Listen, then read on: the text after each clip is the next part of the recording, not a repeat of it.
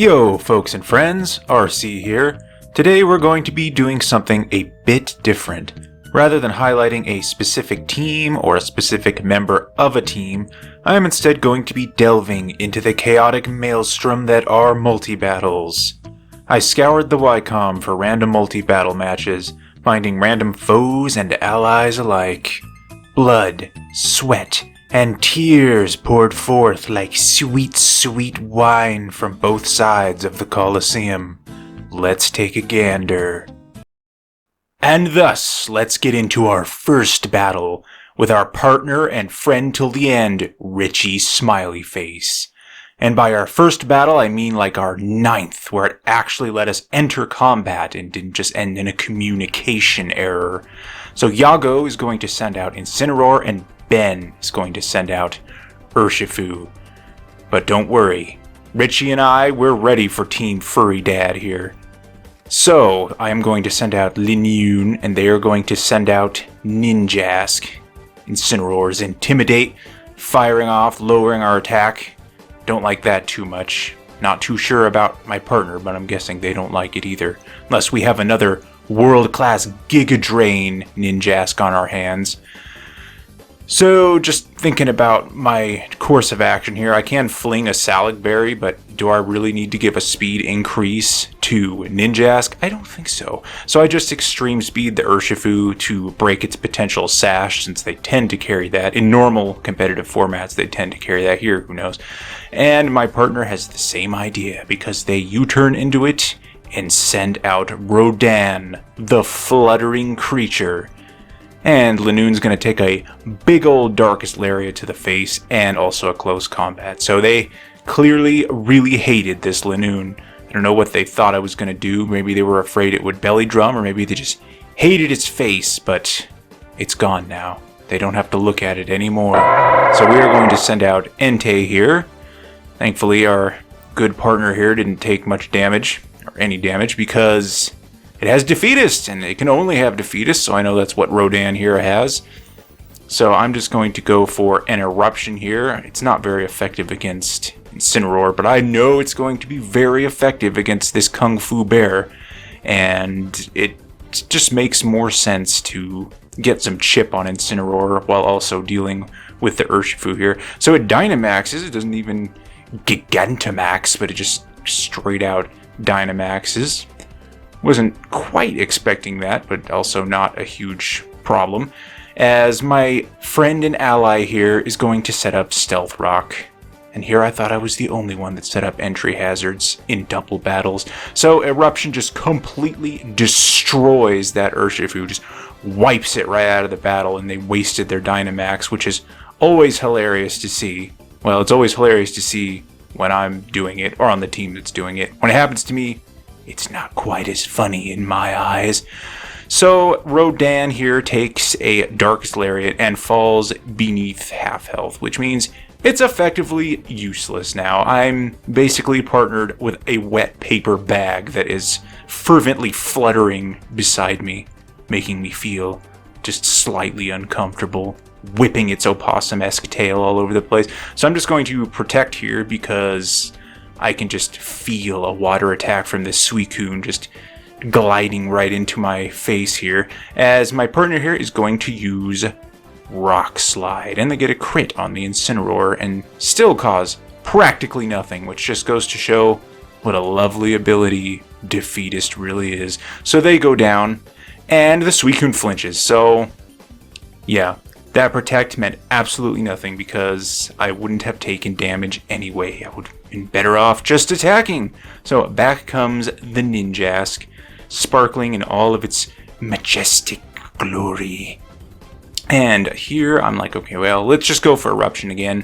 It's not very effective against either of them, but Entei is still at full HP, meaning it is a 150 base power stab move, so it should still chunk quite a bit and finish off the Incineroar, and it does, and it actually does a respectable amount of damage to Suicune despite being resisted. And here it goes for Liquidation. I was expecting a water attack, but I was not expecting that one. Physical Suicune has no weakness. So next here comes the Bacon Bird, always a cherished favorite when it comes to random battles, at least in my experience. I see this one very often, and this is one of those times. So I'm thinking, do I want to just risk going for a Heat Wave and have it miss? Yeah, I may as well, because I'm way too low a health to use Eruption. Now I'm really glad I didn't, because Physical Suicune also has extreme speed, so I have even less health now. Better off just going with Heat Wave. So there is some decent damage there, and Ninjask's Dig has no effect. What is with all these digging Ninjask I've been seeing lately? And so the Bacon Bird is going to Oblivion Wing it and just completely destroy all the chip we got on it. Stealth Rock damage? Gone. Heat Wave? Bye-bye. Well, at least it chips itself a little bit with Life Orb, but still not the best outcome. Speaking of not the best outcomes, here comes Lunala. Quadruple weak to Yveltal's Stab, and it has Dark Aura, so I'm not thinking we're in the best of situations here, but my partner is going to pull the Dynamax trigger and Dynamax their event creature from last generation in the Cherish Ball, because they cherish Lunala. That's so romantic and sweet. So just gonna bust out a Heat Wave here. Suicune avoids, that's alright. I hit the one that I really wanted to hit. And Dark Pulse really chunks Lunala, but thanks to its ability, as well as the fact that it Dynamaxed, it survives, which it definitely wouldn't have. And it gets a big ol' hit off, taking the Yveltal up. And there you have it. They did not like that. Let's head off to our next multi-adventure with our traveling companion and friend to the end, Jeremy. Let's see if Jeremy and I can effectively take on our latest adversaries. And by latest, I mean our only adversaries, because I've never seen this person before.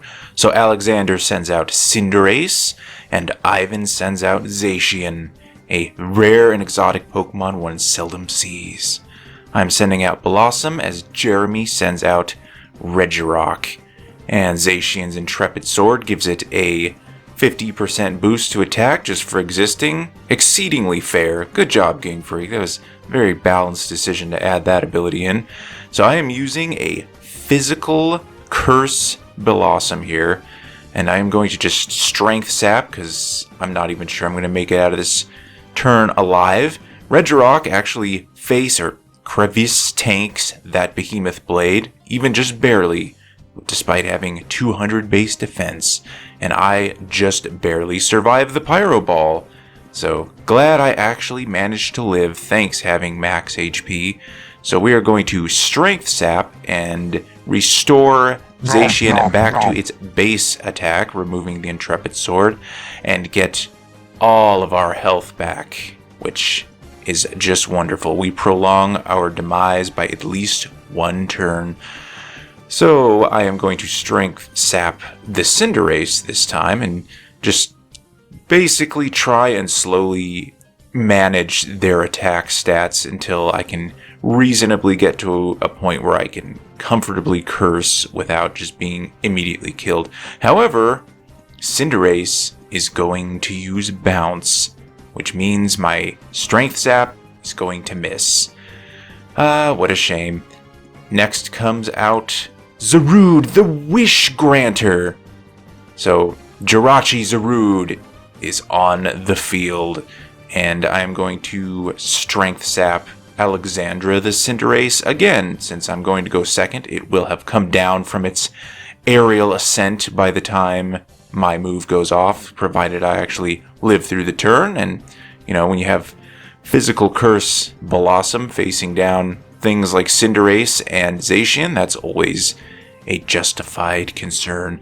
So I eat that bounce and, of course, get paralyzed because this isn't looking quite bleak enough. We have to actually become a paraplegic flower on top of that. As the Zarude beside me actually survives the close combat, but at least the Zacian is lowering its own defenses, which hopefully will come in handy later. So we once again get all of our health back and nerf the Cinderace's attack a little bit. Will it actually assist us in the long run, though? Wait and find out. So, I am just going to continue to use Strength Sap as Zarude goes down. Ah, poor Jeremy. They're really taking some abuse from this Zacian for sure. Meanwhile, the Cinderace just seems laser focused on trying to take Bellossom out, and failing, by the way. But it would only take a single paralysis to completely ruin my plans. But thankfully for us, that does not happen, and we get another Strength Sap off and get all of our health back yet again, because Zacian's attack stat is just so high that we get so much delicious, scrumptious HP from ingesting its bodily fluids. Try not to think too hard about it. Unless you really, really want to, then it's okay. So, another close combat coming out.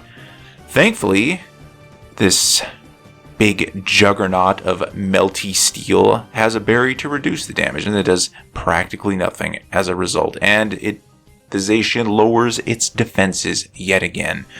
So Cinderace finally decides it has had enough of trying to take down Bellossom as it U-turns right on out of the battle, and Yveltal comes in. That's a questionable thing to switch in against a grass type, but to be fair, Bellossom has not used an actual HP damaging move the whole match, so maybe they didn't know that it even had one, which it does. And I had launched a Drain Punch into that spot to finally get some damage off, and it does practically nothing because I have not managed to get a single curse off so far, since I've had to use Strength Sap every round just to stay alive.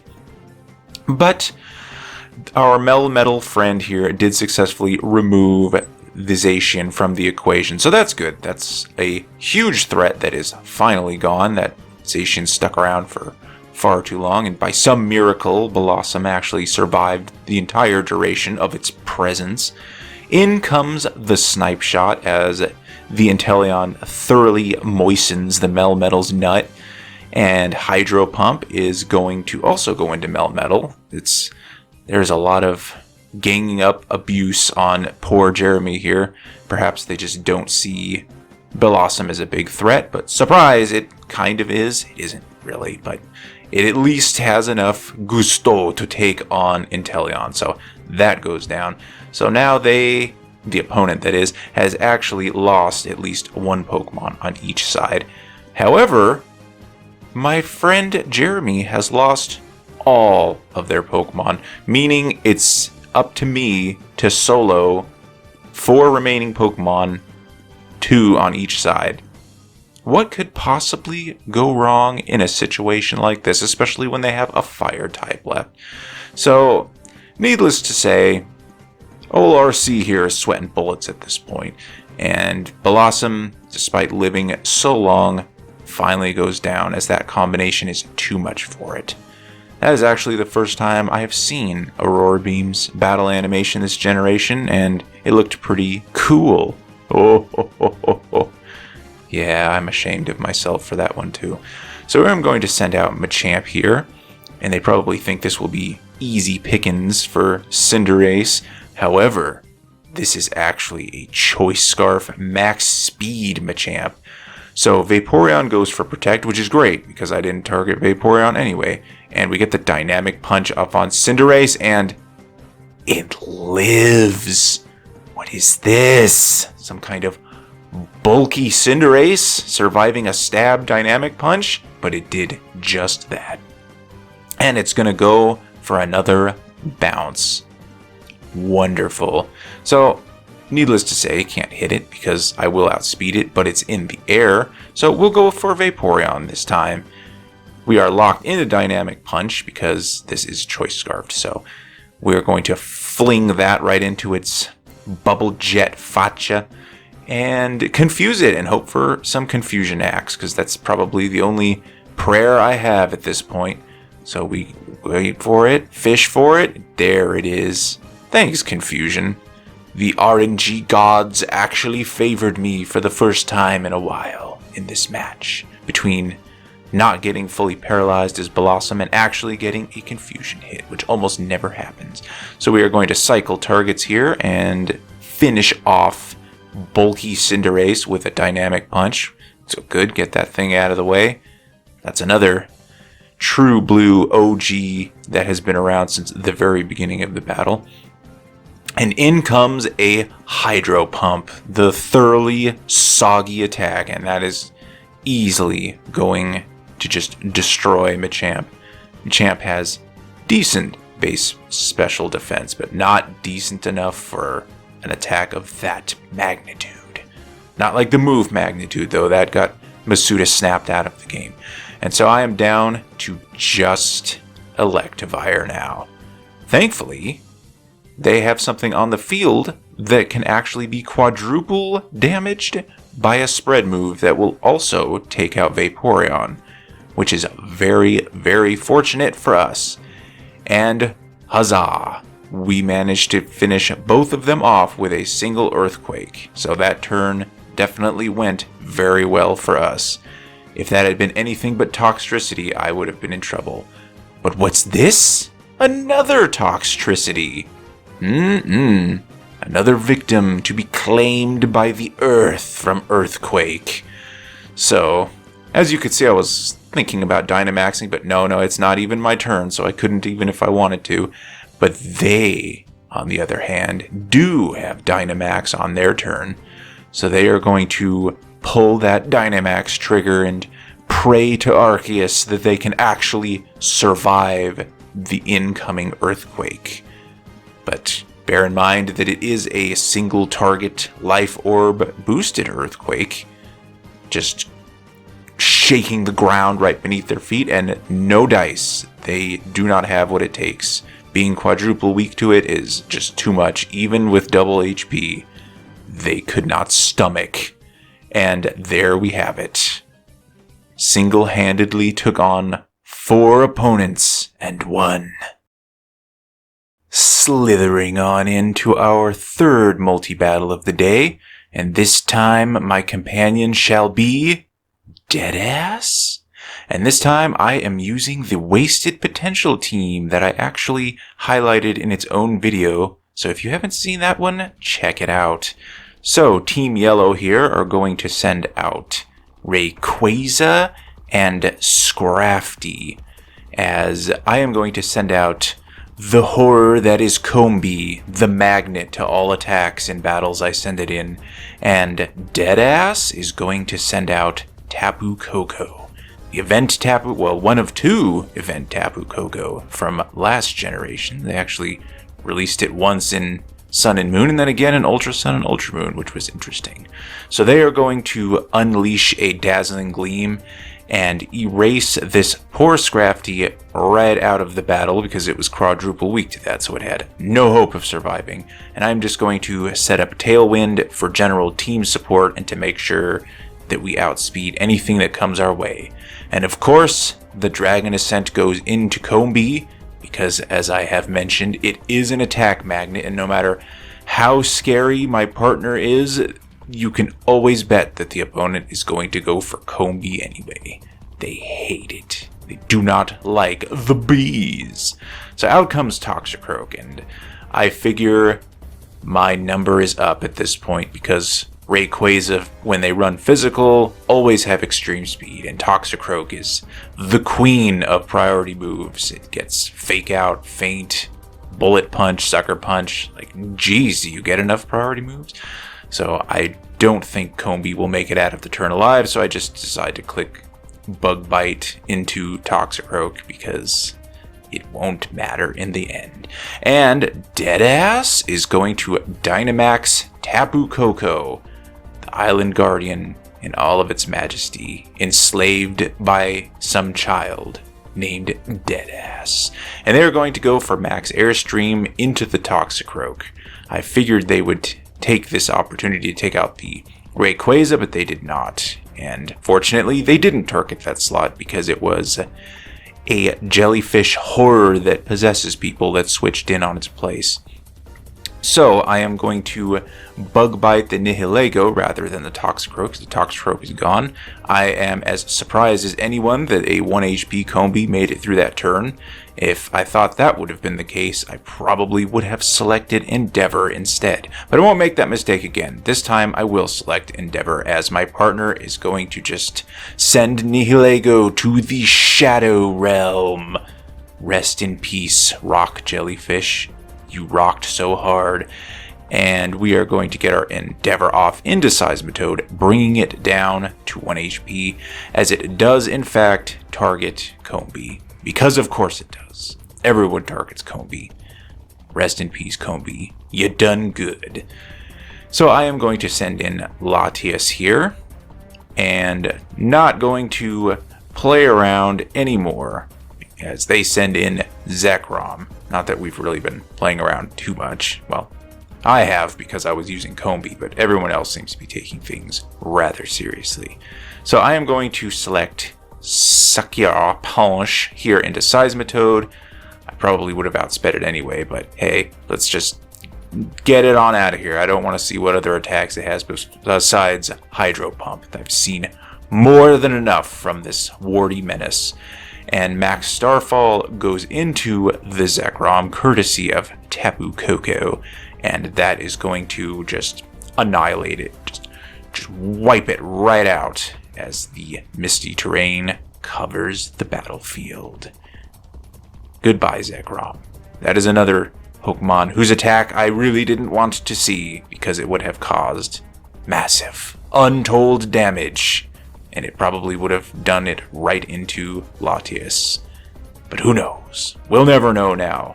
And this is a situation where not knowing is better. So now, the only thing left is a single thoroughly damaged Rayquaza. And they cancel the match. That was a clean sweep. Thanks, Deadass. It's positively lovely how the word ass just clears right through the name filters. So there you have it. We laughed, we cried, we mostly cried. Real talk though, I wanted to make multi-battles a series here on the channel, but I had never done multis in Gen 8 prior to capturing the footage for this video, and I didn't realize how impossible it would be. It's no fishtail when I tell you that it took a good 20 minutes just to successfully start a multi-battle. Practically every time I matched with others, it led to a communication failure and ejected everyone out of the pre-battle setup. After a Google search, I discovered this wasn't just an issue with me, and has plagued the multi-format since Sword and Shield launched at the end of 2019, without having ever been patched or fixed. Classic Game Freak polish. So there it is. I would like to keep Multi-Madness as a series, though I may have to wrangle some genuine peeps rather than rely on randoms to better secure a reliable connection. We shall see. If you got this far and trudged through my ramblings, go ahead and comment Combee for Smash in the comments. And until next time, adios.